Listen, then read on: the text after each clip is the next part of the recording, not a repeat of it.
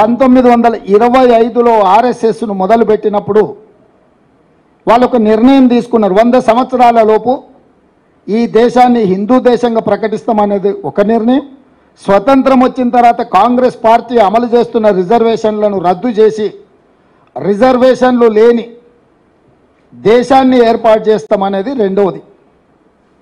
ఈ రెండు విషయాలలో అన్ని రకాలుగా వాళ్ళు ఒక ప్రయత్నం చేస్తున్నారు. మూడవది, ఈ మధ్యలో నరేంద్ర మోడీ అమిత్ షాకు తోడైనరు ఇద్దరు, అదానీ అంబానీ. వీళ్ళు కార్పొరేట్ పెట్టుబడిదారులు. ఆనాడు ఈ దేశాన్ని ఆక్రమించుకోవడానికి ఈస్ట్ ఇండియా కంపెనీ మొట్టమొదట గుజరాత్ సూరత్లో ప్రవేశించింది.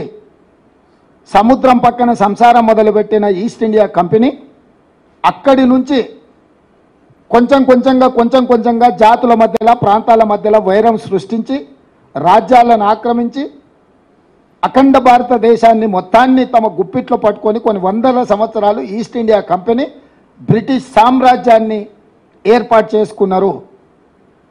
ఇవాళ అదే సూరత్ నుంచి బయలుదేరిన అదానీ ఈనాటి ప్రధానితో కలిసి రిజర్వేషన్లను రద్దు చేసే కుట్రకి ఆర్ఎస్ఎస్ 1925 మొదలుపెట్టినప్పుడు 100 సంవత్సరాలు ఏదైతే టార్గెట్ పెట్టుకున్నారో 2025కు 100 సంవత్సరాలు పూర్తి కాబోతుంది. 2025 లోపల రాజ్యాంగాన్ని సమూలంగా మార్చి ఆర్ఎస్ఎస్ భావజాలంతో రాజ్యాంగాన్ని సవరించాలన్న ఆలోచనతోటి ఈరోజు అమిత్ షా, నరేంద్ర మోడీ గారు దేశ సార్వభౌమాధికారం మీద దాడి చేస్తున్నారు.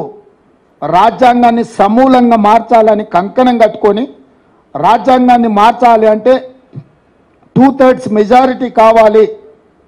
అంటే 3/2 మెజారిటీ వాళ్ళ సొంతంగా ఉంటే ఇక మిగతా ఇతర రాష్ట్రాలలో శాసనసభలో తీర్మానాన్ని బెదిరించైనా ఆమోదింపజేయడానికి అన్ని రకాలుగా ప్రణాళికలు రచించి ఈరోజు ఎన్నికల బరిలో దిగి 400 సీట్లు గెలుస్తామో 400 సీట్లు కావాలి అంటున్నారు.